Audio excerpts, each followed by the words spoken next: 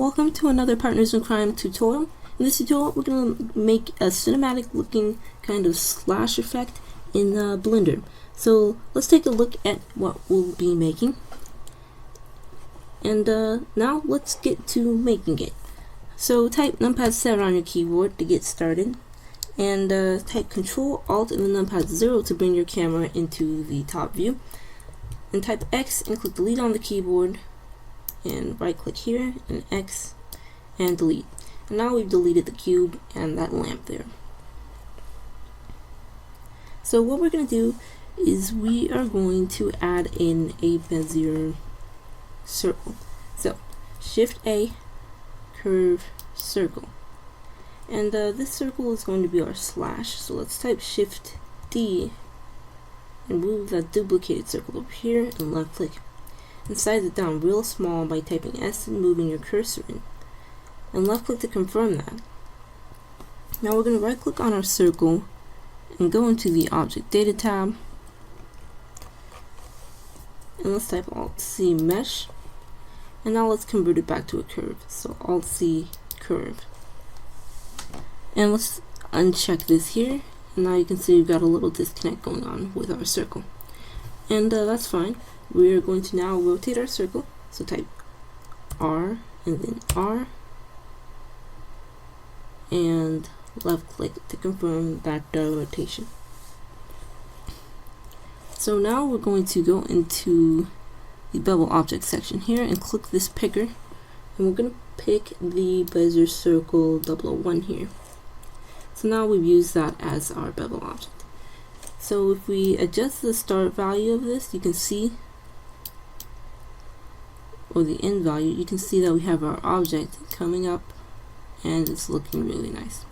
So we got that swirl around.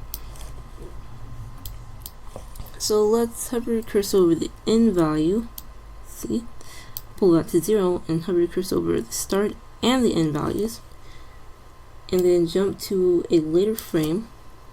Let's just make sure we have this at 60 frames per second to get the smoothest animation. And go back into the material sections. Let's add in a new material and make it a shadeless material. And then let's set it to material view. Let's go back to the curve object editor tab and pull this value up a little bit. Hover your cursor over this and type, and then put this here. And hover your cursor over this and type I. And then hover your cursor over that value and type I. And then fast forward even further and just pull all the values to 1. And hover your cursor over them and type I. So if we rewind and Alt A this through, you can see we have our animation coming in. So let's set this to AB Sync so we can see how that looks a little bit better. So now we've got a nice smooth screen animation. What we're going to do now is we're going to right click on our bevel object and Shift D to duplicate it and left click here. To put the object there, and type SY 0.001 and enter. And let's right click on this and type Shift D to duplicate it. Right click on that again, type S and move that out, and left click. And let's delete the bevel object and make the bevel object this object here. And now you can see we've got our a flatter kind of swoosh there. So let's add in some modifiers to modify the look of our squiggly lines. So click Add Modifier and we'll use a simple deform modifier. And if you use your mouse button to pan around, and you can just kind of see how this modifier kind of makes it look a little bit more refined. And type numpad 0. You can choose to use bend, taper, stretch, but I like the look of twist better. So right click on this, type S, and move this down, and left click. And now we have a thin, really nice looking swoosh. And it just it's really nice. So now what we're going to do is we're going to make a nice organic kind of squiggly swoosh that's going to kind of come around here. So let's right click on this one and Shift D to duplicate it. Right click to cancel the movement, and let's actually delete the modifier from it as well as the bevel. So X that. Let's Alt C mesh. Now what we're going to do is we're going to add a displacement modifier that's going to kind of squiggle it around. So go into the modifier section and click add modifier displace, and click new to add a new texture for this to displace to, and go into the texture tab and change it to a clouds texture. Now you see we've got some squiggling going on, but the main thing we want to do is we want to change the axis on which this is going on.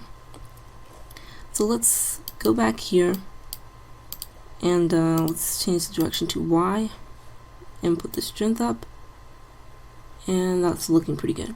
So now let's click add modifier subdivision surface, and let's put the view to 2, and that just smoothed out our lines a bit. So shift D on that and left click so that we have another line there. Use the middle mouse button to pan around. Type numpad 0 to go back into camera view, and right click on this. Let's see how the Z direction looks.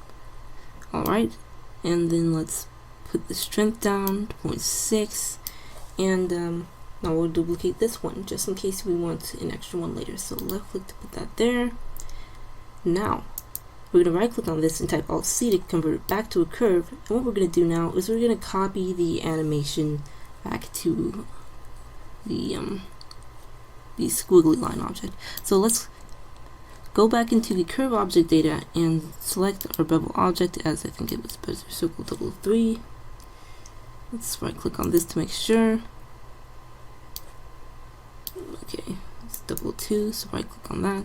Okay, so we have 002. Now you're going to right click on this here and duplicate it, Shift D. Left click and move it there. And we'll right click on this, hold down Shift and right click on this and type Control L, and then let's make links to the animation data. And you can see we have it squiggling around. Now one thing we can see is it kind of just draws along here, and we want to kind of make it look like it's sort of blowing. And to do that we can add shape keys to this curve, and Shift D, and just move those duplicate objects there and left click. So right click on this, hold down Shift and right click on this. We can actually Control L and link the materials as well, and right click on here. So let's add in some shape keys. So if we click plus to add a shape key, we'll add a shape key that's the basic shape of the object. And we click plus to add another one, we'll just add in another shape key, which is what our object will morph to. So let's tab to go into edit mode, and right click on one of these sections and type O and just G,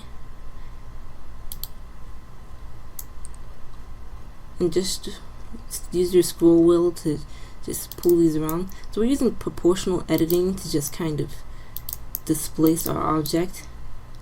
So you're just pulling around some random vertices, and type tab once you're finished, and if you adjust the value you can see we get some movement.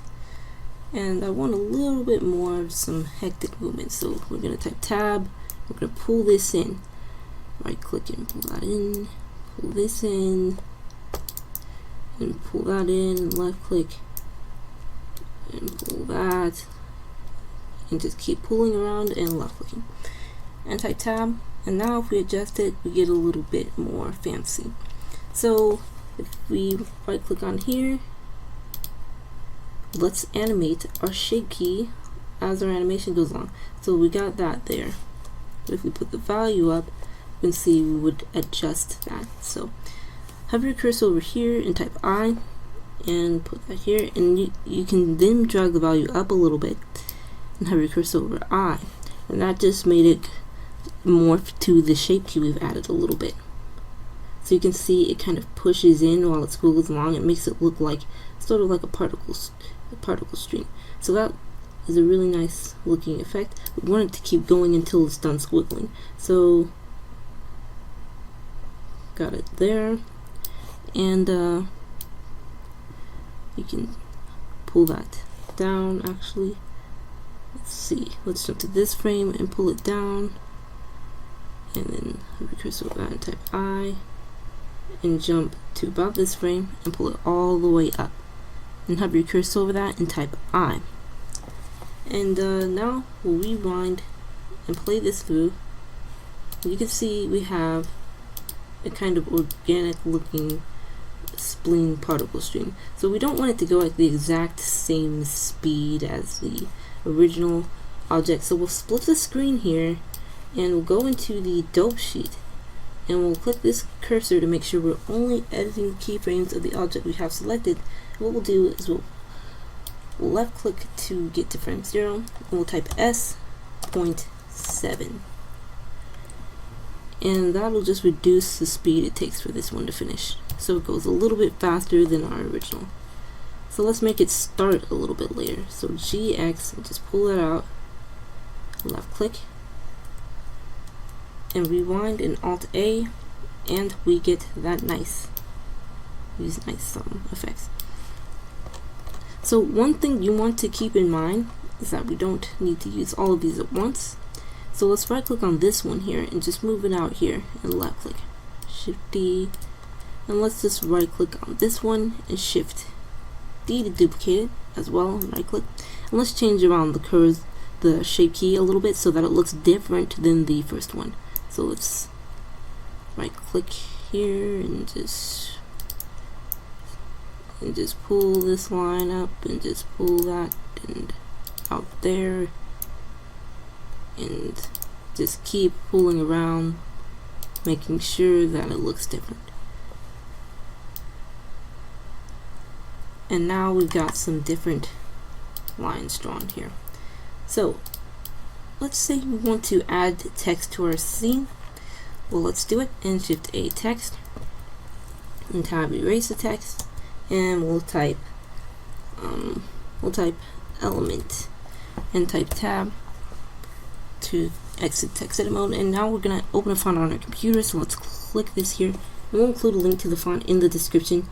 And let me think, let's see, we'll use Conthrax for this tutorial, and we'll double click on that, and we'll include a link to this in the description. Let's just center this on the screen and move this down here, and let's click the material section and add a new material, make it a shadeless material, and numpad 0, and let's make our background for our scene black, and type in and click display and check only render, and Shift A mesh plane, type S and move that up, and left click and GZ and move it back, left click again, and S and left click. And we can go into the material section and add a new material. Let's make it emit by 1, and let's make it dark, and let's make it reddish. Let's type Shift A in the lamp, and we're just making a scene that's going to have a nice sort of light at the bottom of our camera. So let's add in the sun, and we're going to change the sun's color to a reddish color, and we're going to change the strength to 0.1, and we're going to type R twice and left click. And now we've got a little bit of a gradient of light at the bottom of our scene, and that's gonna be really nice for the cinematic sort of theme we're going for. So let's type numpad 0. So if we rendered this now, we would have this scene here as it looks right now. What we want to do is we want to make it so that our swoosh is properly masked. So what we're gonna do is to be able to give our elements different colors, we're going to change their pass indexes here. So in the material section, you want to make sure you're in the material section. You'll have the options section. You'll want to change the pass index to any number you choose. Now for this tutorial, we'll go with 5 for this. G and move that, and right click on this, and now we'll have to make this its own material. So scroll up and click this plus here, and let's make the pass index 6. And now we have our index set up there. We'll go into the render layer setting and click this passes here, and we will check material index.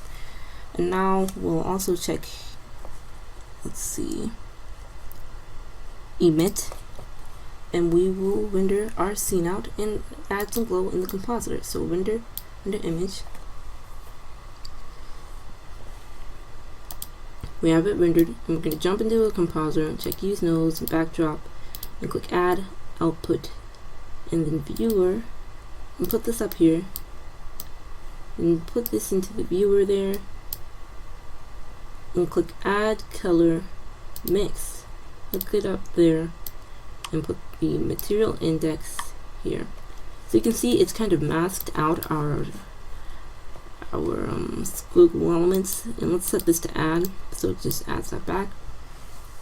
And let's click add converter, I demask and hook it up to the material index, and we chose 5 and 6 as our numbers. Alright, so add filter glare and put this here, fog glow and put the threshold down and change it to high. We're going to duplicate it over again, so shift D, put that there, and let's click add color RGB curves, put that there, and put the red value up and the blue value down because we want some red up in here. So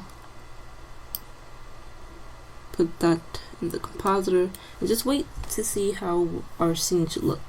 So we're going to lower the green level so that we don't get such an orangish red, and heighten the red levels even more.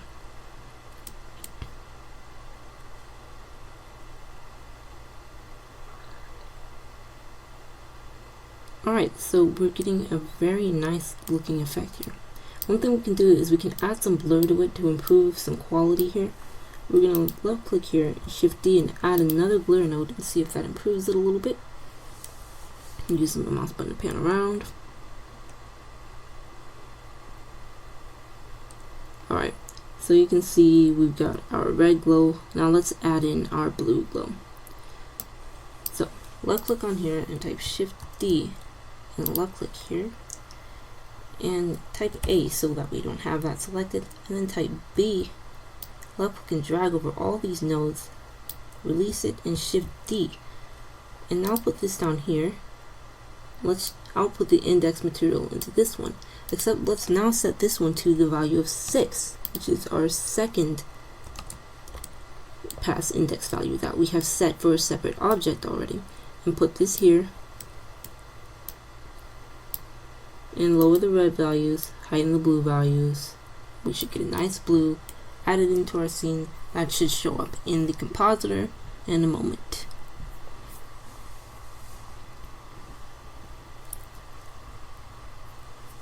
So we got that blue mixing in with that purple, and it's making a very nice effect with our scene. So put that up in there to the composite node.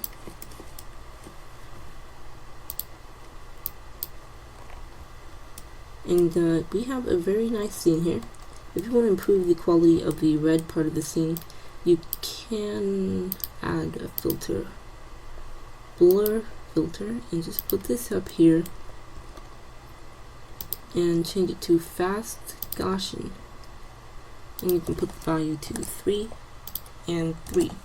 And you should see if it kind of clears up our scene. Kind of improves the quality of this one right here. So let's see if it helps with these anti-aliasing issues, and it kind of does, and it looks pretty neat. So we have finished creating this animation pretty much. If you want to render it out to a video, we'll have a link to the tutorial on how to do that in the description, and we'll just set the settings real quick here with MPEG 4, MPEG 4. Change your bitrate to 14,000 at least. If you want audio, just hit MP3 if you have anything loaded in. Choose an output folder on your computer.